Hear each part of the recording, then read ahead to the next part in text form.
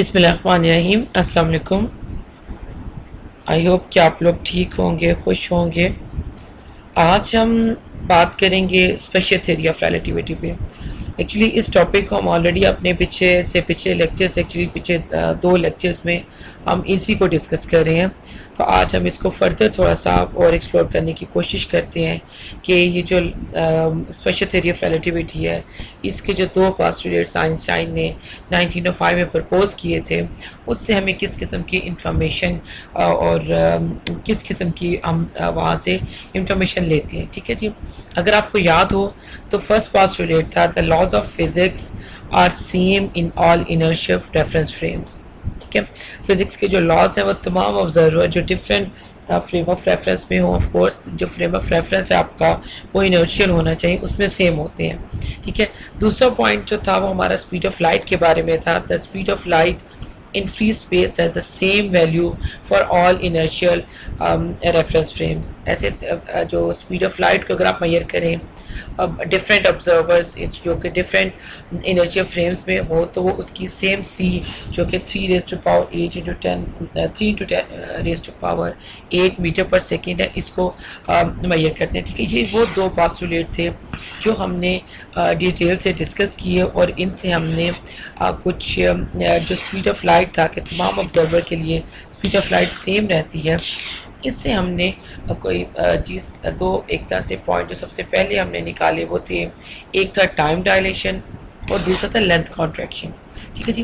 जो time dilation था आपका, इस पर हमने इसको एक्चुअली एक मिनट में कलर चेंज करूँ, प्रूव करके देखा था कि delta T is equal to delta T not over 1 minus U square over C square under. ठीक है, ये रिलेशनशिप था। ऐसे एक ऑब्जर्वर जो कि लेट्स सपोज रेस्पर है, दूसरा ऑब्जर्वर जो किसी इवेंट को देख रहा है और वो मूव कर रहा है विद स्पीड ऑफ लाइट। ठीक है, तो उनका आपस में ये रिलेशनशिप है। टी नॉट को हमने प्रॉपर टाइम भी कहा था, ये वो इवेंट का टाइम था जो कि उस फ्रेम ऑफ रेफरेंस में था जिसमें आप इसको मेजर कर रहे थे। ठीक है, यू क्या था, यू वो स्पीड है जिससे आपका फ्रेम ऑफ रेफरेंस मूव कर रहा है और सी स्पीड ऑफ लाइट है। ये टाइम डायलेशन को हमने डिस्कस किया कि जितना ज़्यादा कोई बॉडी फास्ट होगी, अप्रोच कैरी होगी स्पीड ऑफ लाइट को, उतना ही स्लो उसके पास फ्लो ऑफ टाइम होगा। उसके पास जो उसके क्लॉक की टिक टिक है वो कम होगी या स्लो होती है एज़ कम्पेयर टू ऐसे ऑब्जर्वर के जो कि अर्थ पे या कहीं और रेस्ट पोजीशन पे हो। ठीक है, ये चीज़ हमने डिस्कस की और ये पॉइंट हमने निकाला है कहाँ से, इसके आइंस्टाइन के जो सेकंड पोस्टुलेट था कि जो स्पीड ऑफ लाइट है तमाम ऑब्जर्वर्स के लिए जो different inertial frame of reference का पार्ट हो उनके लिए डिफरेंट होता है। ठीक है जी, ये चीज़ हम देख चुके हैं। इसके बाद अगला हमारे पास था लेंथ कॉन्ट्रैक्शन। इसमें हमारे पास जो 2 different inertial frame of reference में ऑब्जर्वर्स थे, एक हो गया, एक मेजर कर रहा था लेंथ को L, दूसरा L नॉट, तो उनका आपस में ये रिलेशनशिप हमने इसको किया था। इससे रिलेटेड हमने कुछ प्रॉब्लम से सॉल्व किए जिसमें आपको उसकी जो प्रॉपर लेंथ थी या रेस्ट लेंथ थी L नॉट, उसको फाइंड आउट करना था। कहीं पर आपको दूसरी लेंथ फाइंड आउट करनी थी, आप स्पीड फाइंड आउट कर सकते हैं।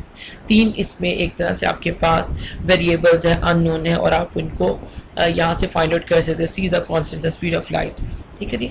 आज अगर आपको दूसरी बात है कि अगर आपको याद हो तो जो हमने failure of concept of space time classical concept के फेलियर को जहाँ पर डिस्कस किया था, वहाँ हमने जिन चीज़ों को डिस्कस किया, एक तो टाइम था, लेंथ या स्पेस हो गया, एक और चीज़ थी दैट वाज वेलोसिटी एडिशन। हमने उसमें एक एग्जांपल ली थी कि लेट्स सपोज आपके पास कोई एक रॉकेट है, कोई स्पेस शिप है, कोई चीज़ जा रही है और वहाँ से एक मिसाइल फायर होता है, तो उसकी जो ग्राउंड पे बंदा खड़ा है उसकी वेलोसिटी उसको क्या होती है, वो कैसे उसको नजर आता है, तो हमने कहा सिंपल क्या करता है, दोनों वेलोसिटीज़ को ऐड कर देता है। ठीक है जी। अब हम क्या कर रहे हैं, अब हम उसी कॉन्सेप्ट को देखना चाह रहे हैं लेकिन उसके हमने ये कहा कि अगर आप कोई बॉडी स्पीड ऑफ लाइट से मूव कर रही हो तो ये वाला जो सिंपल वेलोसिटी एडिशन है ये काम नहीं करता। लेट्स सपोज हमने एक एग्जांपल करके देखी थी कि स्पीड ऑफ लाइट जो कोई ऐसा था हमारा ऑब्जेक्ट, उसकी स्पीड ऑफ लाइट से बढ़ जाती है, जो कि हमने बताया कि तो ऑफ कोर्स फिजिकली पॉसिबल नहीं है। तो अब हम देखते हैं कि रिलेटिविस्टिकली हम वेलोसिटी एडिशन को कैसे देखते हैं या वेलोसिटी को किस तरह से ऐड करते हैं। तो इसमें एक्चुअली वेलोसिटी हमारे पास आती है v is equal to C sorry v plus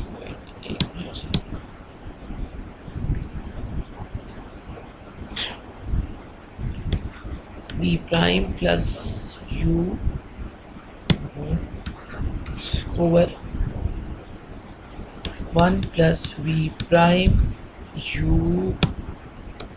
over C square है। ठीक है जी, ये जी हमारे पास आ जाती है वेलोसिटी। जब भी आपको किसी चीज़ की वेलोसिटी फाइंड आउट करनी हो तो सिंपल आप उसको ऐड नहीं करते हैं, बल्कि आप क्या करिए, हमारे पास फार्मूला आ जाता है जिसकी मदद से हम इन चीज़ों को वेलोसिटीज़ को, वहाँ पे क्या था कि आपके पास जो वेलोसिटी आती है वो लेट्स सपोज आपकी उसकी स्पेसशिप की वेलोसिटी थी प्लस आपके पास वेलोसिटी आ जाती है, मिसल कि आप सिंपल उसको ऐड कर देते हैं।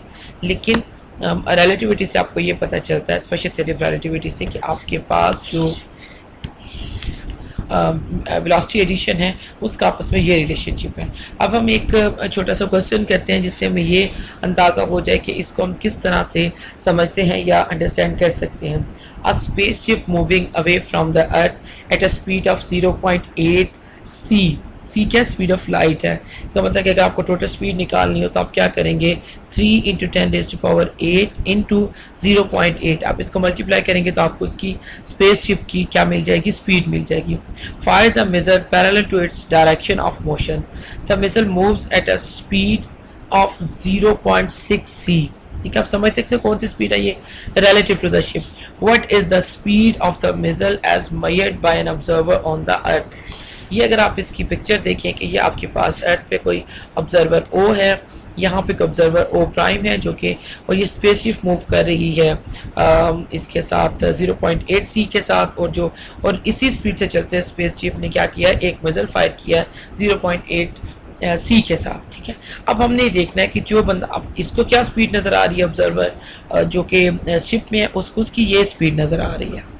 ठीक है, लेकिन अब जो ऑब्जर्वर ग्राउंड पर है तो उसको इसकी स्पीड भी कंसीडर करनी है और इसकी स्पीड भी देखनी है। तो यहाँ पे फिर हम क्या करेंगे, v is equal to v prime plus u over 1 plus v prime u over C square. ठीक है जी, यहाँ पे हम अब इसकी वैल्यू पुट करेंगे कि हमारे पास पहले क्या जी, v प्राइम हमारे पास क्या है 0.6, v प्राइम इसकी ये गिवन है, ये इसकी स्पीड थी मिसाइल की। ठीक है, प्लस आपके पास क्या है जो कि आपके स्पेसशिप की स्पीड है, सी है दोनों में 1 plus 0.6 into 0.8 divided by c square. इन दोनों के साथ क्या है, सी स्क्वायर आ रहा है। ठीक है, सी है ना, दोनों सी के साथ हैं, और आप उन दोनों को आपस में मल्टीप्लाई करें तो सी स्क्वायर आपके पास आ जाएगा। ठीक है जी, तो ये चीज़ आपके पास आ जाती है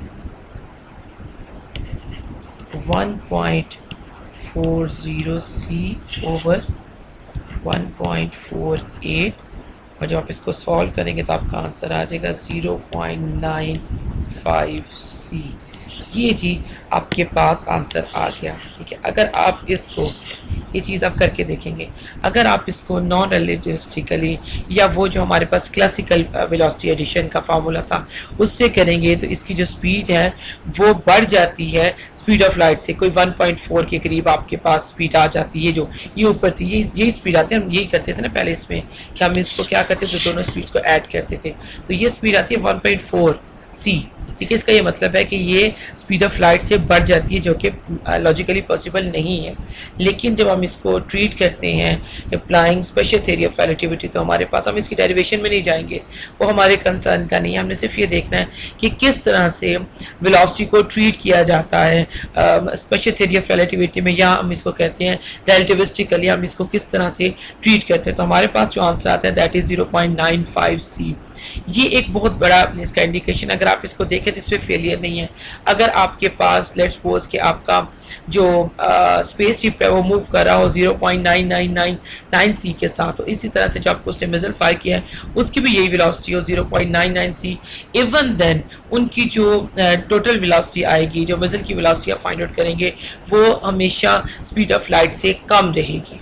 ठीक है। तो ये चीज़ हो गई कि अगर हमने सबसे पहले देखा कि टाइम को हम किस तरह से ट्रीट करेंगे, क्योंकि सबसे पहले हमने फेलियर देखा था टाइम का, फिर हमने देखा कि किस तरह से स्पेस या लेंथ को आप मेजर करते हैं। उसके बाद हमने थर्ड चीज़ अब की है, वो है हमारे पास addition, velocity addition.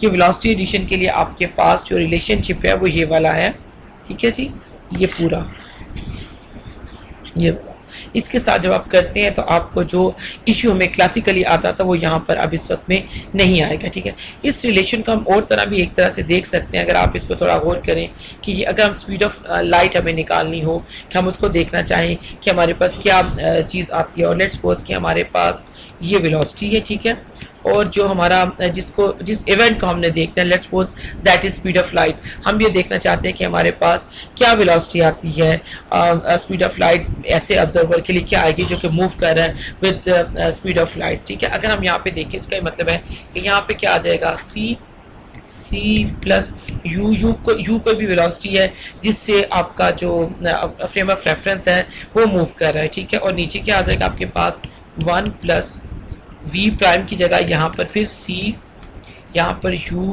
Over c square आ जाएगा, ठीक है।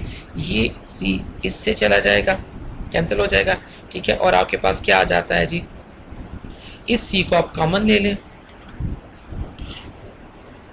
कलर चेंज कर, ये c हो गया यहाँ पे 1 plus you over 1 plus you over c है, सॉरी ये चीज़ कैंसिल हो गई, तो v इज इक्वल टू सी, यानी कि बगैर किसी उस चीज़ को कंसीडर किए हुए कि आपका फ्रेम ऑफ रेफरेंस किस वेलोसिटी से मूव कर रहा है, आपको ये पता चला है कि अगर आप स्पीड ऑफ लाइट को मेजर करें तो आपके पास आंसर क्या आता है, c आता है। उसमें ये मैटर नहीं करता कि आप वहाँ पर रेस्ट पर थे या मूव कर रहे थे इन एनी, क्योंकि आपके फार्मूले में एट द एंड यहाँ पर जो स्पीड ऑफ आपके फ्रेम ऑफ रेफरेंस है तो वैसे ही कैंसिल आउट हो जाती है, वो निकल जाती है। बिकॉज ये जो फार्मूला है जिनको हम रिलेटिविस्टिकली देख रहे हैं, इन पर हम दोनों लिमिट अप्लाई कर सकते हैं।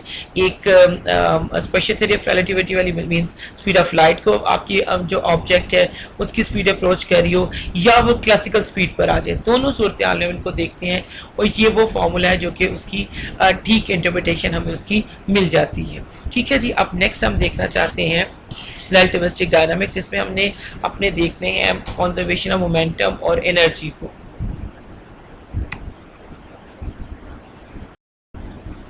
जी, आपको याद होगा कि जब हमने अपना रिव्यू ऑफ क्लासिकल मैकेनिक्स किया था तो वहाँ पे हमने दो एक्चुअली क्वांटिटीज़ को डिस्क्राइब किया था, एक वेलोसिटी और दूसरा मास, ठीक है। और इनका एक कॉम्बिनेशन दैट वाज p, ठीक है। और आपको याद होगा कि p आपका किसके बराबर था, p is equal to mv, ये जी हमारे पास मोमेंटम था। अगर आप इसी फॉर्मूले को अप्लाई करें और फाइंड आउट करना चाहें, law of conservation of momentum को प्रूव करना चाहें, तो वो आपके लिए आंसर डिफरेंट आता है। अगर आप एक फ्रेम ऑफ रेफरेंस में लेट्स सपोज किसी मोशन को देखते हैं जिसमें एक बॉडी आपकी रेस्ट पर है, दूसरी मूव कर रही है, और उसके बाद आते हैं, तो ये तो इसका इनिशियल p इनिशियल तो आ जाता है p फाइनल के बराबर, ठीक है। यहाँ पे तो law of conservation of momentum hold करता है। लेकिन अब दूसरे फ्रेम ऑफ रेफरेंस में देखें जिसके नज़दीक ये वाला जो फ्रेम ऑफ रेफरेंस है, या इसी हम दूसरे को देखते हैं जिसमें ये फ्रेम ऑफ रेफरेंस मूव कर रहा है किसी स्पीड के साथ 0.55 c के साथ। यहाँ पे इंपॉर्टेंट बात हमें लगती है कि ये जो फ्रेम ऑफ रेफरेंस है ये अप्रोच कर रहे हैं स्पीड ऑफ लाइट को, ठीक है, 0.5 है, सी से बहुत कम है, सी से समझे कि आधा है, लेकिन अप्रोच कर रहा है उसको, ठीक है जी।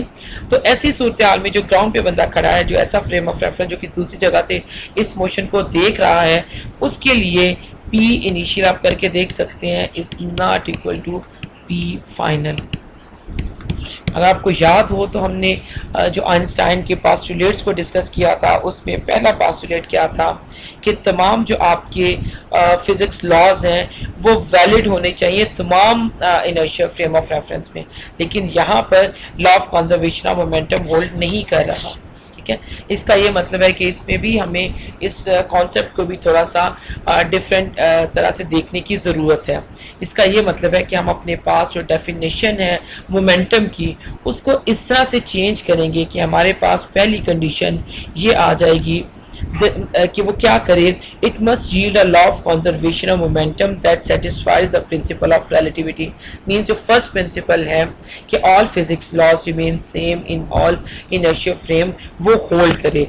ठीक है जी, उसका ये मतलब है कि अगर if momentum is conserve according to an observer, एक ऑब्जर्वर के लिए अगर लॉ ऑफ कंजर्वेशन होल्ड कर रहा है, तो दूसरे ऑब्जर्वर के लिए जो कि किसी और फ्रेम ऑफ रेफरेंस में है, उसके लिए भी law of conservation of momentum hold करना चाहिए है। ठीक है, ये पहली कंडीशन है।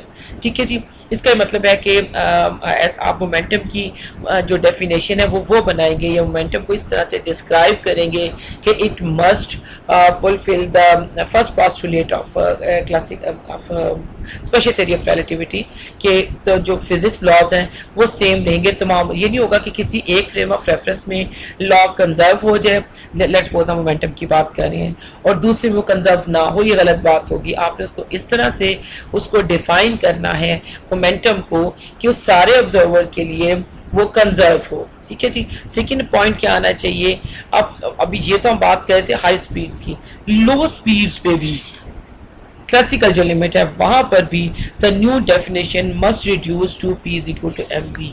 p is equal to M V पे क्यों उसको होना चाहिए, उसके बराबर आना चाहिए।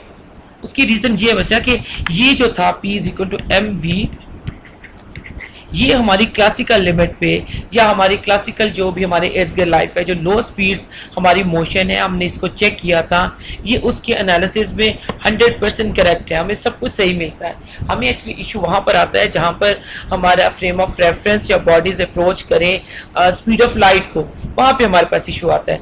लेकिन अब हम डिफरेंट चीज़ों के लिए डिफरेंट डेफिनेशन नहीं बनाएंगे, हम एक ही तरह से मोमेंटम को डिस्क्राइब करेंगे, उसको डिफाइन करेंगे, लेकिन उस वो दोनों कंडीशन को फुलफिल करना चाहिए। फर्स्ट ये कि classically p is equal to mv होना चाहिए, मींस ऐसी स्पीड पे let's suppose u very very less than c, तो यहाँ पर ये चीज़ होनी चाहिए। दूसरा ये वाली कंडीशन भी होल्ड करनी चाहिए है कि conservation of linear momentum should hold for all inertial frame. ठीक है जी, तो इसका ये मतलब है कि जो हमारे पास क्लास इसकी रिलेटिविस्टिक लिमिट आती है उसमें हमारे पास p आ जाता है। अभी हम इसकी प्रॉब्लम करेंगे तो आपको अच्छी तरह समझा जाएगा। p is equal to M V over 1 minus V square over C square. आप इस v की जगह पे इसको यूज केयर भी कर सकते हैं। ठीक है, ये कंडीशन जी हमारे पास आ जाती है, ये है हमारा रिलेटिविस्टिकल, ये वेक्टर है, ये भी वेक्टर है, तो अगर ये x हो तो ये x हो जाएगा, अगर ये y हो जाए तो ये y हो जाएगा। ये बात आपको पता है। ठीक है, ये हमें मिल गया कि ये जो हमारी डेफिनेशन है p इज इक्वल, अगर मैं इन चीज़ों को मैं इसको कम करूँ तो p, ये जो हमारे पास कंडीशन है p is equal to M V और 1 minus V square over C square, ये हमारी ऊपर वाली दोनों कंडीशंस को फुलफिल करता है। ठीक है जी, अब हम एक क्वेश्चन करके देखते हैं ताकि आपको थोड़ी सा इसका आइडिया हो कि ये क्वेश्चन किस तरह से सॉल्व किया जाता है। ठीक है जी, तो पहला क्वेश्चन जी हमारे पास आ जाता है, एक मिनट अगर मैं इसको, जी p is equal to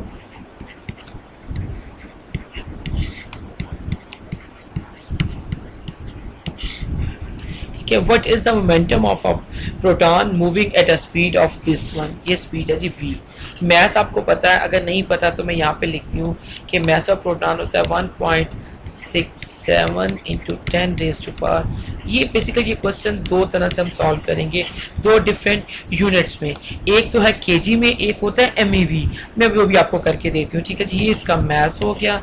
speed क्या गिवन है जी, स्पीड है जी 0.86 एंड आगे सी है तो बचा c की वैल्यू लिख दें, क्या होती है ये चीज़ आ गई हमारे पास, अंडर रूट में क्या है 1 माइनस वी, क्या है जी ये वाली चीज़ v है, ये 0.86 c over c whole square, इसमें c से कैंसिल हो जाएगा।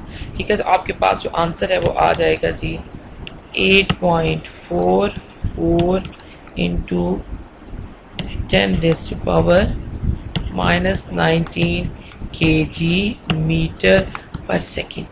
ये क्या है जी, ये मोमेंटम निकल रहा है प्रोटॉन का which is moving at speed of 0.86 86, ये हमने इसका मोमेंटम फाइंड आउट किया है। ठीक है जी। अब नॉर्मली हम जब हाई एनर्जी फिजिक्स की बात करते हैं या छोटे या ऐसे पार्टिकल्स की बात करते हैं जो कि मूव कर रहे हो स्पीड ऑफ लाइट, तो उनके पास जो उनका मोमेंटम होता है, उनका जो मैस होता है या मोमेंटम होता है या एनर्जी होती है, उनको हम MEV में, मेगा इलेक्ट्रॉन वोल्ट में मेजर करते हैं। ठीक है, तो हम उसमें भी आपको मैं इस क्वेश्चन को सॉल्व करके देती हूँ। आपके पास है जी P is equal to MV over 1 minus V square over C square. ठीक है, आप क्या करते हैं, P के साथ आप यहाँ पे, मैं एक मिनट थोड़ा सा इसको रीशेप दूंगी, यहाँ पे एक C लिख देती हूँ। ठीक है, और एक C को मैं यहाँ पे इसके साथ दोनों, मतलब दोनों साइड तभी इक्वेशन बराबर होगी ना, मैं इसको ये कर देती हूँ। अब हमारे पास को हम थोड़ा सा फर्दर भी चेंज कर सकते हैं। वो ये होता है कि मैं यहाँ से MV को दूसरी साइड पे ले जाऊँ, C को कॉमन ले लूँ, तो यहाँ पे क्या आ जाएगा, V ओवर C आ जाएगा। ठीक है, यहाँ पर C स्क्वायर आ जाएगा,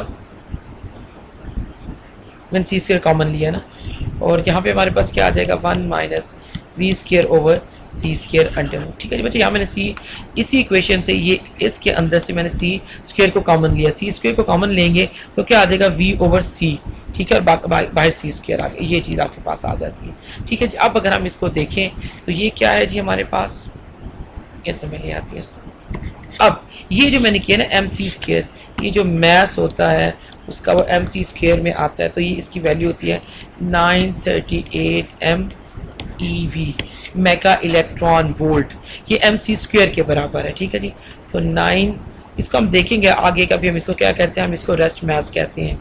938 mega electron volt into 0.86, C से कैंसिल हो जाएगा, इसके जिसके साथ वैल्यू में C आता है। ठीक है, ओवर क्या आता है, 1 minus 0.86 whole square under root.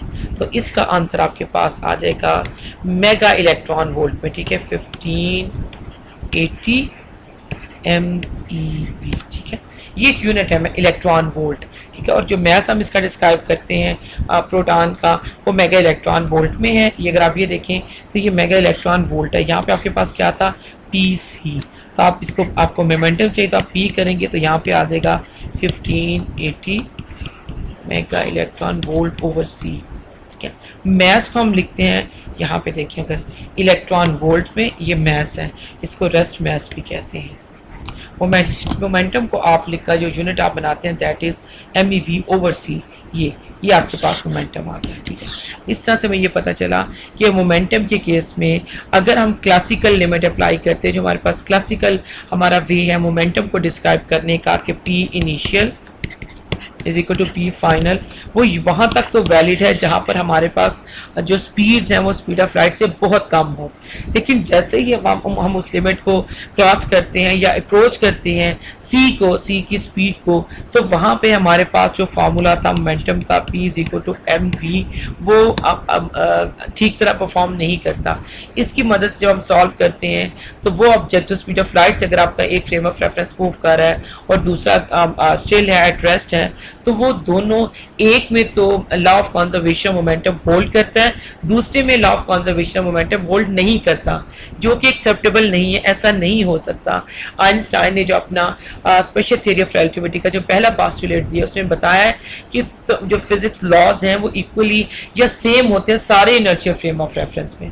तो इस चीज को वैलिड करने के लिए हमने ये देखा कि मोमेंटम की जो ट्रीटमेंट है या जो उसकी डेफिनेशन है, उसमें किसी चीज का इजाफा हुआ है, जो कि फिर दोनों सूरत में बराबर आ जाता है। ठीक है, अगर हम इसको करके देखना चाहें, मैं देखूँ कि ये मेरे पास P is equal to MV over क्या है जी, 1 minus V square over C square. ठीक है, अब अगर मैं कहती हूँ कि V मेरे पास क्या हो जाए, बहुत स्मॉल हो जाए एज कम्पेयर टू C के।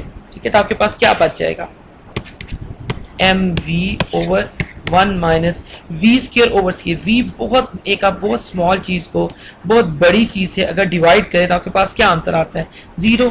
तो 1 माइनस 0 क्या हो जाता है, 1, और 1 को अंडर रूट ले, वही 1 होता है, तो P क्या बन जाएगा, MV में।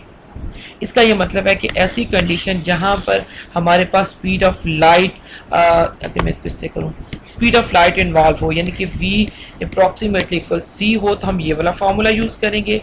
और ऐसी कंडीशन जहां पर हमारे पास v very very less than c हो जाए तो वहाँ पे हमारे पास ये फार्मूला बनता है। और इसमें जो इंटरेस्टिंग स्टफ है वो ये है कि जो रिलेटिविस्टिकली हमने इसको आप कहेंगे रिलेटिविस्टिक मोमेंटम, जो मोमेंटम आपने रिलेटिविस्टिकली फाइंड आउट किया है उसी में से ही आप जब लिमिट अप्लाई करेंगे v को स्मॉल करेंगे तो आपका जो मोमेंटम है वो p इक्वल टू mv के बराबर आ जाएगा।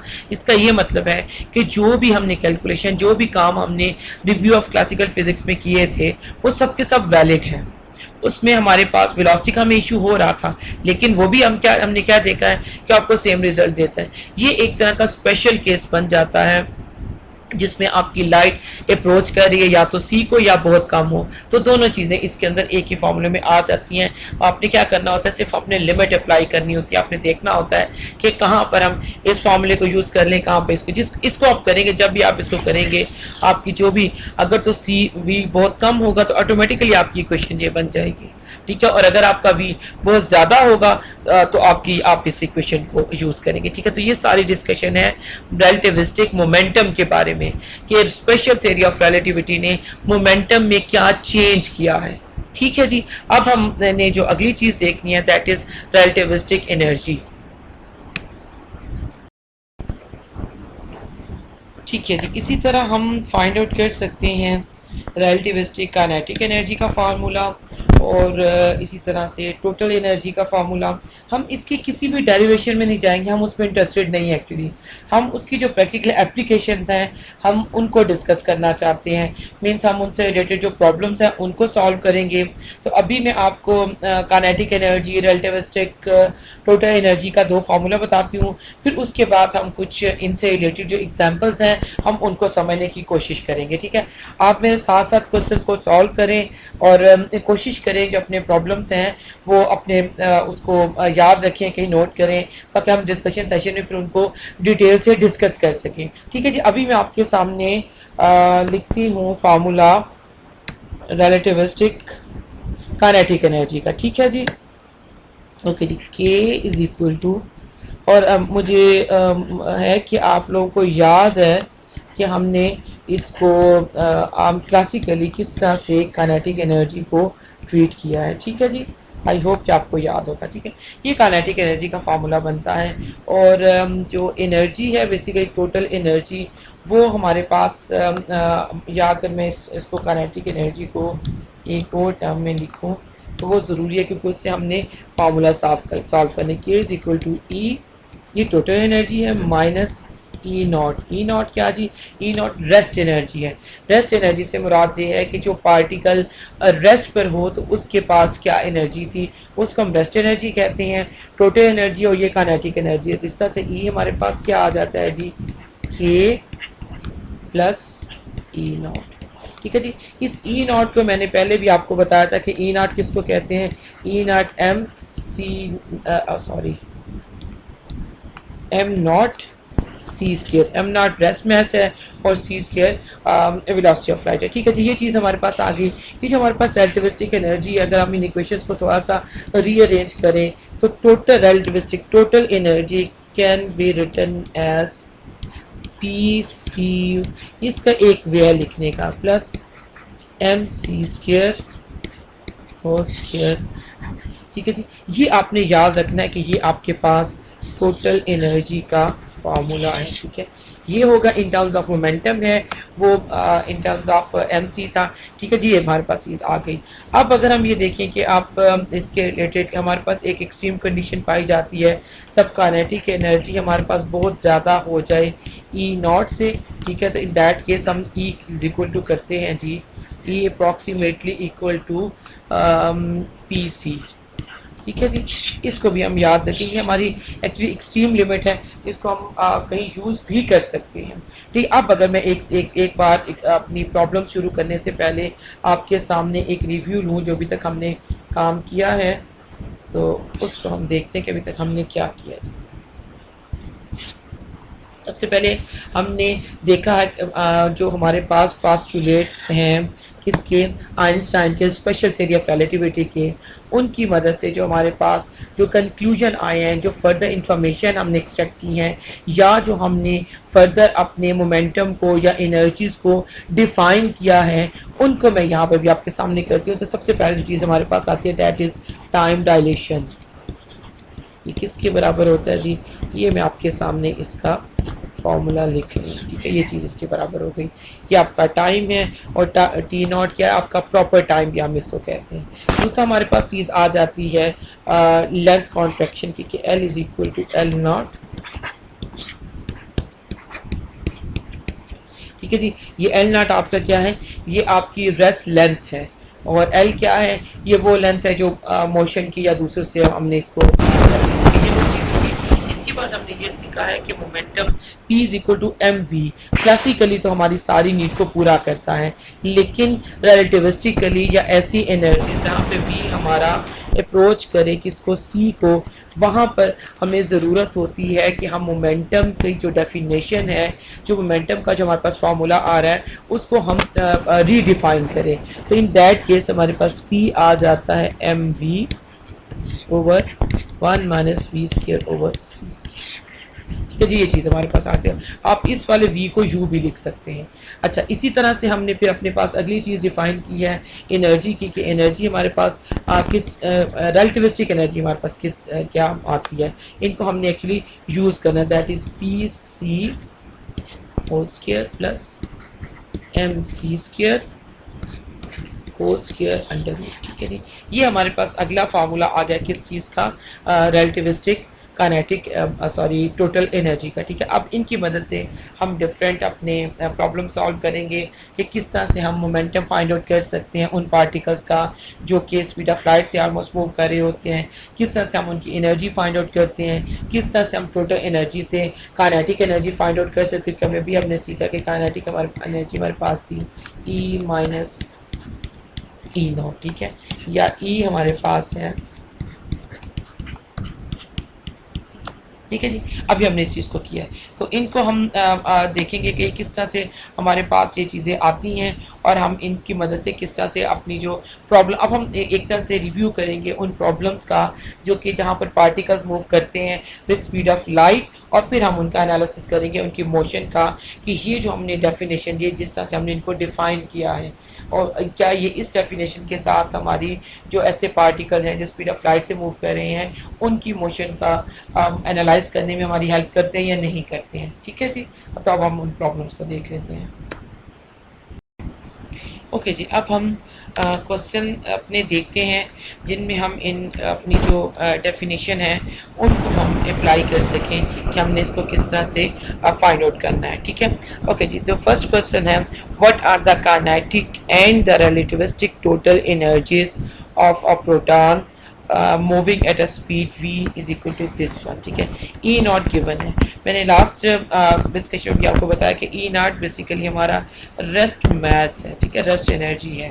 तो ये क्या आ जाता है हमारे पास प्रोटॉन के केस में, ये 938 MeV है, mega electron volt. Basically electron volt high energy physics में ये यूनिट इस्तेमाल होता है, मैथ्स के लिए भी डिवाइडेड हम सी करते हैं तो हमें मोमेंटम मिल जाता है। ये अगर आपको याद हो जब लास्ट सेमेस्टर में हमने कुछ कन्वर्जन की थी तो वहाँ पे हमने इसको थोड़ा सा टच किया था इस चीज़ को, ठीक है जी। खैर अभी हम देख रहे हैं कि हमें क्या चाहिए, हमने काइनेटिक एनर्जी फाइंड आउट करनी है और टोटल एनर्जी फाइंड आउट करनी है। अब याद है कि इस वक्त जब आपके साथ ये जो वर्ड लिख दिया जाए रिलेटिविस्टिक, तो इसका ये मतलब है कि आप क्लासिकल एनर्जी क्या अब फार्मूला आप नहीं देखेंगे, बल्कि आप क्या चीज़ देखेंगे, अब आप रिलेटिविस्टिक फार्मूला को देखेंगे जो अभी हमने किए हैं, ठीक है। आप समझिए इस बात को। ओके जी, अगर आपको याद हो तो एनर्जी हमने किसके बराबर निकाली थी, E is equal to P C square plus M C square under root, ये चीज़ें हमारे पास आ जाती है। और इस वाले केस में एम सी स्क्वायर हमारे पास गिवन है, ये जो कि क्या था, ये हमारा ई नॉट है, ठीक है। ये जो पी सी है, ये अगर आपको याद हो तो हमने लास्ट अपना जो यही वाला जो प्रॉब्लम था एक्चुअली, जहाँ पर मेंशन था कि हमने लास्ट वाले अपने जो इलेक्ट्रॉन प्रोटॉन है उसको देखना है, तो वहाँ पे हमारे पास इसकी वैल्यू आई थी कुछ 1580, ठीक है। इसका स्क्वायर प्लस 938 इसका स्क्वायर और फिर अंडर। तो ये चीज़ ही हमारे पास कुछ, अगर आप इसके साथ अपनी कैलकुलेशन करें तो आपको भी पता चलेगा क्या चीज़ आती है। तो हमारे पास कोई आंसर निकलता है इसका 1837 MeV।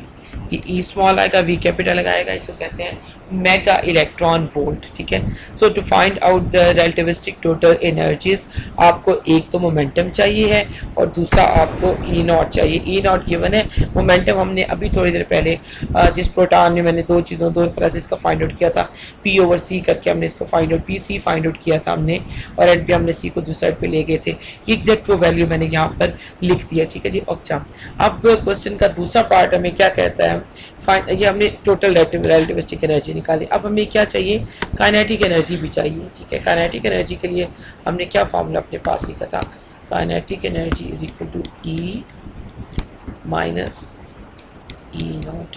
ई नॉट हमें गिवन है, ई हमने अभी फाइंड आउट किया है, क्या जी 1837 माइनस 938, आंसर क्या आ रहा है जी आपका 899 मेगा इलेक्ट्रॉन वोल्ट, ठीक है जी। ये हमारे पास आ गया। इस पे हमने टोटल रिलेटिविस्टिक एनर्जी के फार्मूला को यूज़ किया है, मोमेंटम के फार्मूला को यूज़ किया है, और हमने काइनेटिक एनर्जी के फार्मूला को यूज़ करते हुए इस मोशन को, अपनी चीज़ों को एनालाइज किया, ठीक है जी। अब अगला क्वेश्चन है हमारे पास, find the velocity and momentum of an electron. उसका ई नॉट गिवन है, ठीक है। पहले प्रोटॉन था, यहाँ पे ई नॉट है। प्रोटॉन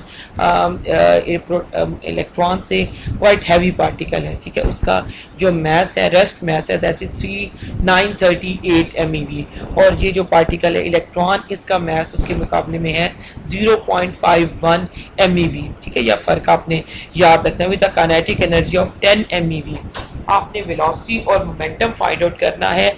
आपको ई नॉट गिवन है, आपको काइनेटिक एनर्जी गिवन है, ठीक है। तो अगर आपको ई फाइंड आउट करना हो, टोटल एनर्जी,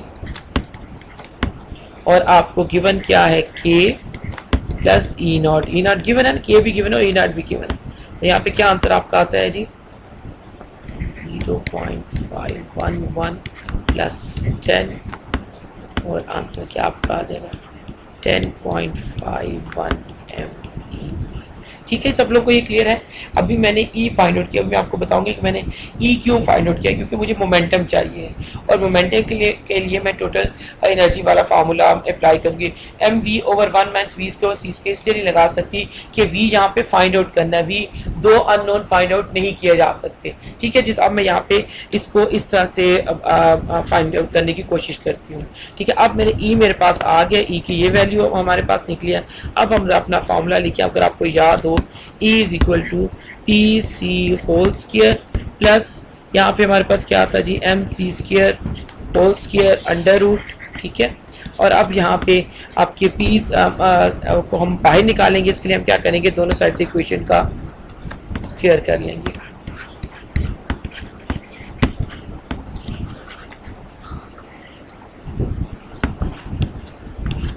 ठीक है जी। ये चीज़ हमारे पास आ जाती है।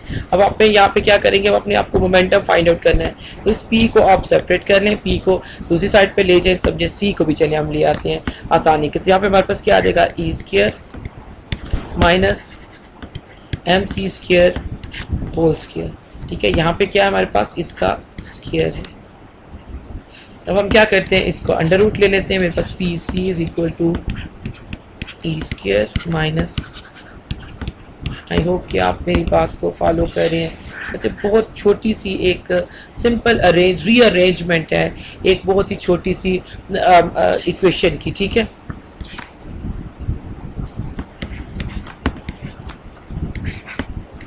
ई की वैल्यू क्या थी जी 10.51 माइनस 0.511, ठीक है जी। ये क्या आ जाएगा हमारे पास 10.51 माइनस करेंगे 10 आ जाएगा, ठीक है। सॉरी, इसका भी स्क्वायर है और इसका भी स्क्वायर है जो मैंने मिस कर दिया था, ठीक है जी। तो हमारे पास आंसर आ जाएगा 10.5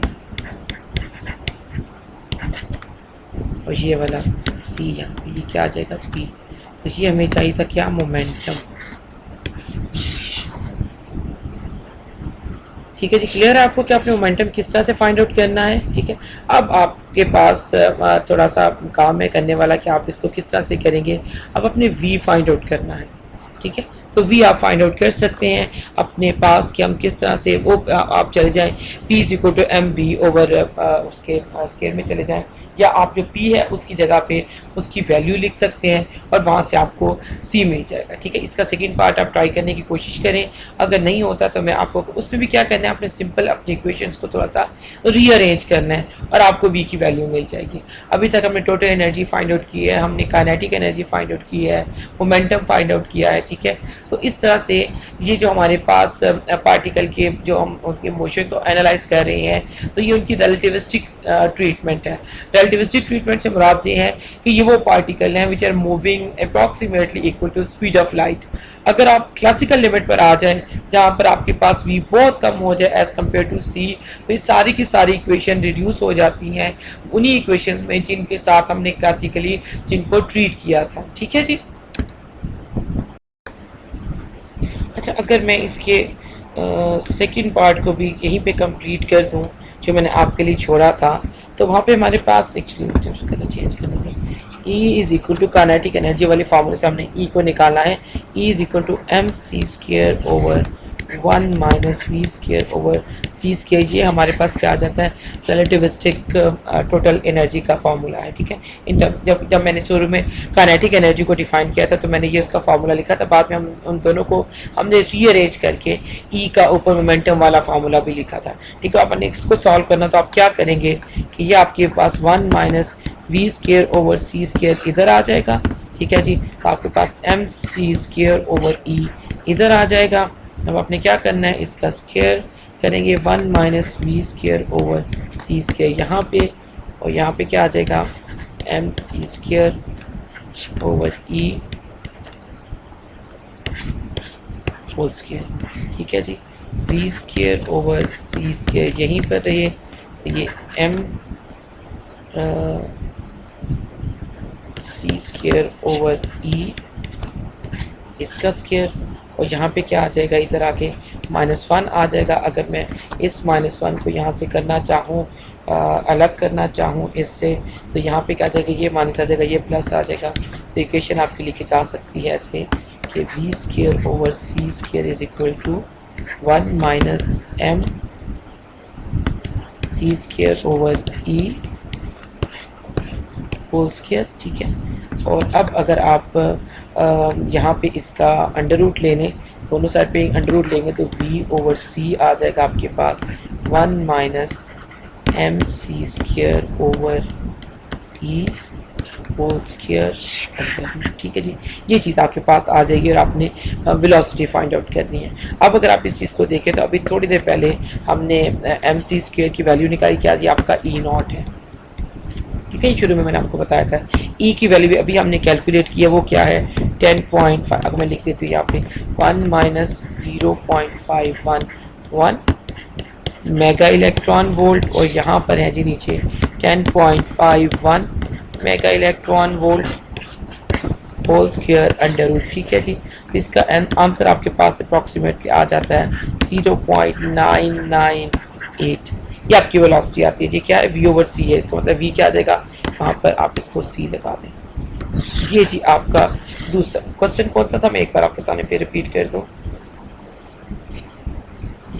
find the velocity and momentum of an electron, जो कि जिसका ई नॉट मतलब ई नॉट क्या है, ई नॉट इज इक्वल टू, यहाँ पे लिख देते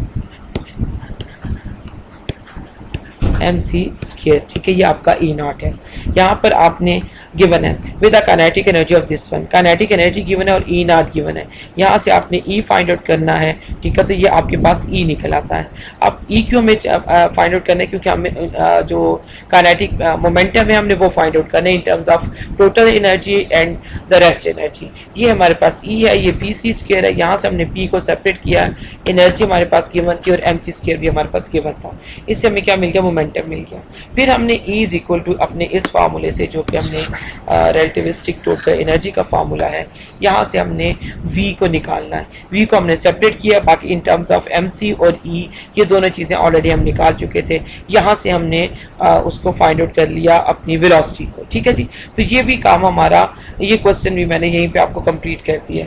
अब आप देख लें कि अगर आपको इसमें कोई कन्फ्यूजन है, कोई परेशानी है, तो आप उन क्वेश्चंस को मेरे से डिस्कस कर सकते हैं, ठीक है जी। अब हम मेरे ख्याल में आज के दिन के लिए जो कुछ हमने काम किया है वो काफ़ी ज़्यादा चीज़ें हो चुकी हैं। अगर आप इनकी अच्छी तरह से प्रैक्टिस कर लें, आज ही कर लें, तो आपके लिए अच्छा होगा। आप अच्छी तरह से इन चीज़ों को समझ जाएंगे, फेमिलियर हो जाएंगे इन चीज़ों से। और फिर बेसिकली देखा जाए तो ये क्वेश्चन बहुत आसान है। एक आपके पास क्लासिकल ट्रीटमेंट है, उनके फार्मूलों को या जो वो चीज़ें हम उनको डिस्कस कर चुके हैं, हमने सेपरेट उनको डिस्कस किया है, ठीक है। उसके बाद हमने पढ़ी है स्पेशल थ्योरी ऑफ रिलेटिविटी। उनकी वजह से उनके जो दो पोस्टुलेट थे वो किस तरह से आपके बाकी जो कॉन्सेप्ट थे, मोमेंटम हो जाए, एनर्जी हो जाए, या आपके पास वेलोसिटी एडिशन हो जाए, टाइम हो जाए, स्पेस हो जाए, वो किस तरह से उनको इन्फ्लुएंस करते हैं। इस लेक्चर में हमने उनको सीखा है, उनको समझने की कोशिश की है, ठीक है जी। तो आप इसको देख लें, अगर आपको अच्छी तरह से क्लियर हो जाता है कोई पॉइंट, ठीक है। अगर नहीं हो पाता तो आप मुझे उसको बताएंगे, तो हम फिर उनको दोबारा क्लास में डिस्कस कर लेंगे। नेक्स्ट लेक्चर में भी हम उसको डिस्कस कर सकते हैं, ठीक है जी। ओके जी, अल्लाह हाफिज़। आज के लिए आई थिंक इतना मेरा ख्याल है काफ़ी है।